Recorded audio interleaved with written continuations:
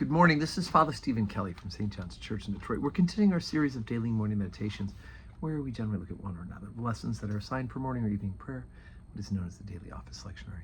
Today for Thursday, let's take a look at the lesson that's assigned from the book of the Acts of the Apostles. It's the second reading for evening prayer tonight. Acts chapter 16, beginning at verse 25. And at midnight Paul and Silas prayed and sang praises unto God, and the prisoners heard them. And suddenly there was a great earthquake, so that the foundations of the prison were shaken, and immediately all the doors were open, and everyone's bands were loosed. And the keeper of the prison, awaking out of his sleep and seeing the prison doors open, he drew out his sword and would have killed himself, supposing the prisoners had fled. But Paul cried with a loud voice, saying, Do thyself no harm, for we are all here. And then he called for a light and sprang in and came trembling and fell down before Paul and Silas, and brought them out and said, Sirs, what must I do to be saved? And they said, Believe on the Lord Jesus Christ, and thou shalt be saved, and thy house. And they spake unto him the word of the Lord, and to all that were in the house. And he took them the same hour of the night, and washed their stripes, and was baptized, he and all his, straightway. And when they had brought them into his house, he set meat before them, and rejoiced, believing in God with all his house. And when it was day, the magistrates sent the sergeants, saying, Let those men go. But the keeper of the prison told this saying to Paul, The magistrates have sent you to let you go. Now therefore depart and go in peace.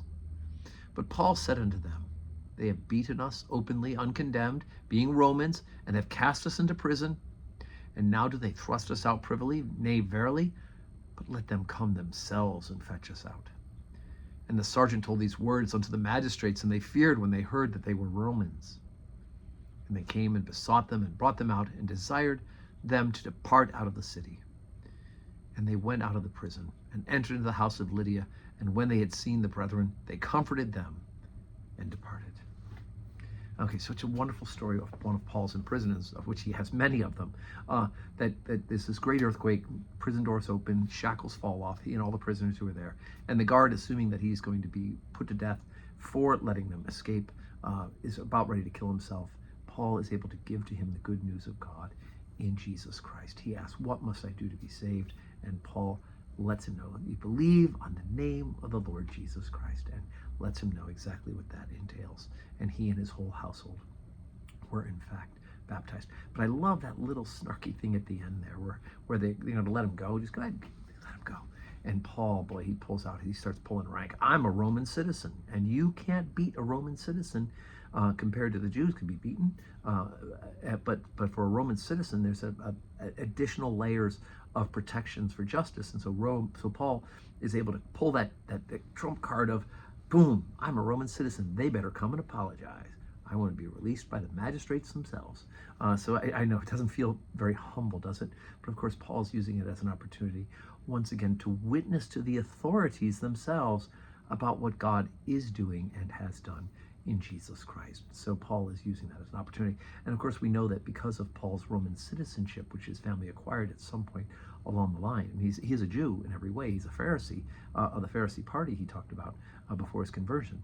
But it's important that Paul is able to use his Roman citizenship to appeal to Rome, and in doing so is brought to Rome and is able to preach the gospel in that center city of that empire, right? So the gospel could then spread like this book. All roads lead to Rome. Well, all roads lead out of Rome as well. And so the gospel will go to all of that part of the world because of the witness in Rome. So he's able to use that Roman citizenship to his advantage. Okay, so today is Thursday, and we do have Holy Communion today, 9 o'clock, and evening prayer at 4. I do hope you can join us. If not, join us on the live stream where you're watching this morning meditation, and may God grant you a Thursday that is full of blessings.